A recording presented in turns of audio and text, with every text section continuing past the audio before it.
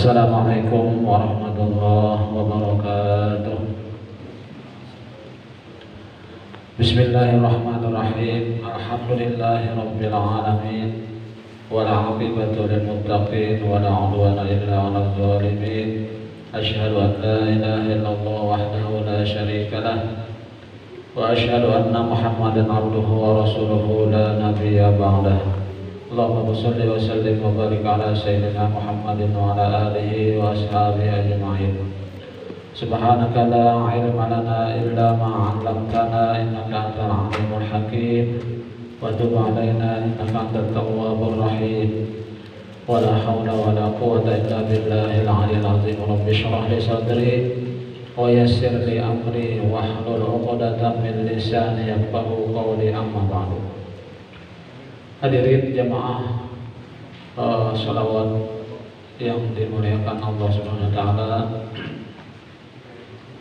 Pertama-tama terlebih dahulu marilah kita sama-sama memanjatkan puji syukur kita kehadirat Allah Subhanahu wa taala, karena dengan taufik dan hidayahnya jualan di malam hari ini kembali kita dapat berkumpul bersilaturahmi dalam rangka sama-sama kita bersolawat kepada Nabi kita Muhammad SAW, dan sama-sama kita lanjutkan dengan menghidupkan majelis ilmu atau majelis ta'lim.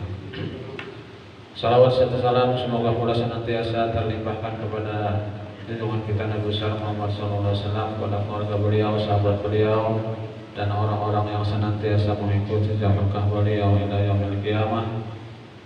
Dan semoga kita termasuk golongan orang-orang yang mencintai dan dicintai beliau dan akan bersama-sama beliau nanti dalam surga Allah Subhanahu wa taala.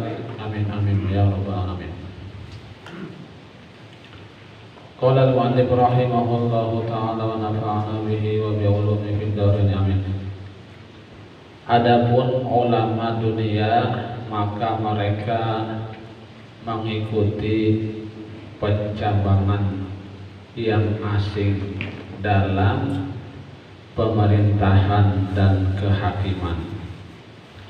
Mereka melelahkan diri dalam membuat bentuk-bentuk dengan menghabiskan masa waktu kita, dan bentuk-bentuk itu selamanya tidak terjadi.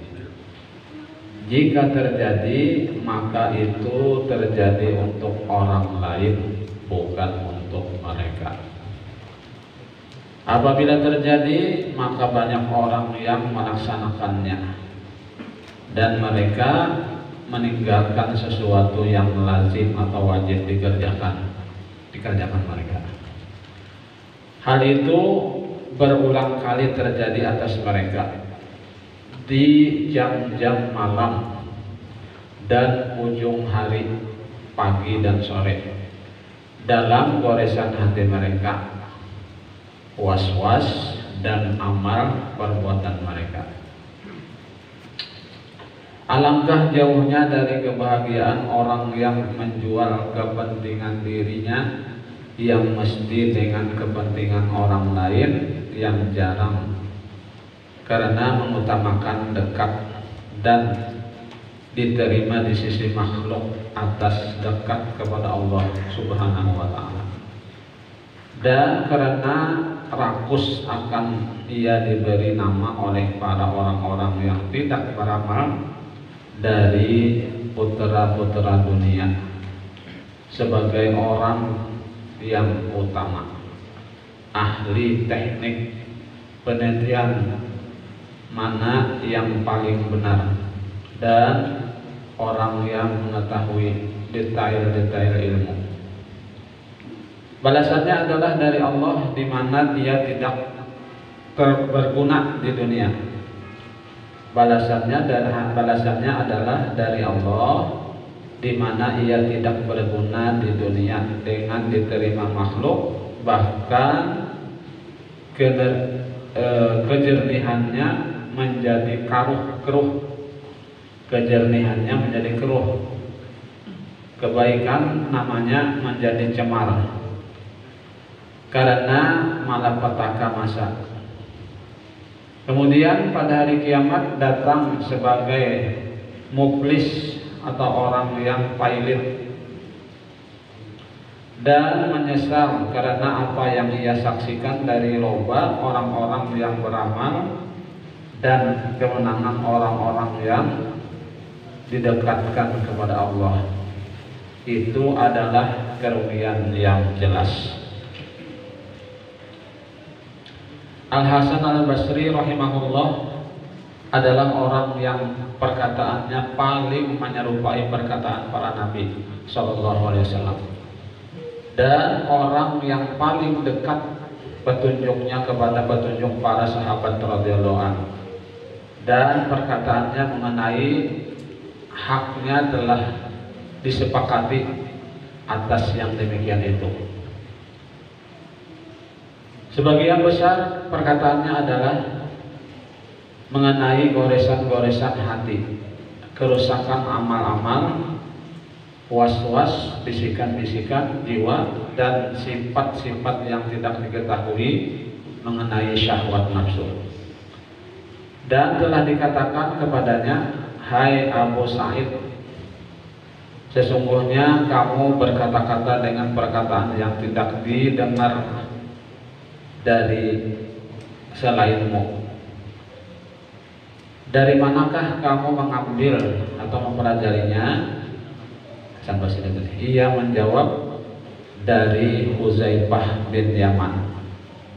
Dan dikatakan kepada Huzaifah, kami melihat kamu berkata-kata dengan perkataan yang tidak didengar dari sahabat selainmu. Dari manakah kamu mengambilnya? Lalu Huzaifah menjawab, "Dari Rasulullah SAW." Mengkhususkan saya dengannya, ya kan? Manusia bertanya kepada beliau tentang kebaikan, sedangkan saya bertanya kepadanya tentang keburukan. Karena takut saya terperosok padanya, dan saya tahu bahwa kebaikan itu ilmunya tidak sesegera bagiku. Pada suatu kali ia berkata, "Lalu saya tahu bahwa orang yang tidak mengetahui keburukan, maka ia tidak akan mengetahui kebaikan." Dan di dalam hafal lain mereka para sahabat bertanya, "Apakah bagi orang yang beramal demikian dan demikian?" Mereka bertanya kepada beliau tentang keutamaan-keutamaan amal-amal. Sedangkan saya bertanya kepada beliau tentang sesuatu yang merusakkan demikian dan demikian. Ketika beliau melihat saya bertanya kepada beliau tentang bahaya-bahaya amal, maka beliau mengkhususkan saya dengan ilmu ini. Huzaifah radhiyallahu anhu juga dikhususkan dengan ilmu mengenai orang-orang munafik. Ia menyendiri dalam mengetahui ilmu nifaq atau ilmu tentang kemunafikan dan sebab-sebabnya, dan fitnah-fitnah yang detail-detail. Umar, Utsman, dan sahabat-sahabat besar radhiyallahu anhu selalu bertanya kepadanya tentang fitnah umum dan khusus.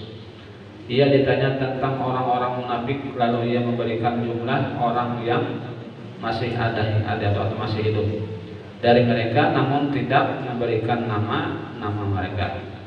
Umar radhiyallahu selalu bertanya kepadanya tentang dirinya.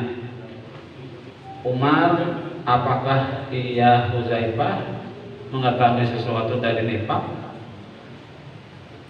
ada pada dirinya? Ya kan, Umar lalu ya Huzaifah melepaskan dari kenifakan itu. Umar radhiyallahu anhu apabila diundang ke jenazah, Umar radhiyallahu anhu apabila diundang ke jenazah untuk mensolatkannya, maka ia melihat. Jika Huzaifah datang, maka ia mensolatkannya. Jika ia tidak datang, Huzaifah tadi, maka Umar pun meninggalkannya. Jadi berbentukan kepada Huzaifah tadi. Huzaifah disebut sahibus sir atau pemilik rahasia. Memperhatikan makam hati dan peri keadaannya adalah kebiasaan ulama akhirat. Yalah, memperhatikan makam hati dan peri keadaannya adalah kebiasaan ulama akhirat. Karena hatinya yang berusaha untuk mendekatkan diri kepada Allah Subhanahu wa Ta'ala. Nah, sampai sini dulu yang dapat disampaikan. Mudah-mudahan sedikit banyak ada manfaatnya, dan mudah-mudahan Allah SWT mengampuni segala dosa-dosa kita, dosa orang tua kita, guru-guru kita, tetap kaum muslimin dan muslimat, dan mudah-mudahan Allah SWT mengabulkan hajat kita, hajat dunia atau hajat akhirat, dan mudah-mudahan Allah SWT mematikan kita dalam keadaan husnul khatimah. Amin amin ya rabbal alamin. Demikian yang dapat saya sampaikan. Mohon maaf jika ada kekurangan dan berlebihan. Wabillahi taufiq wal hidayah. Wassalamualaikum warahmatullahi wabarakatuh.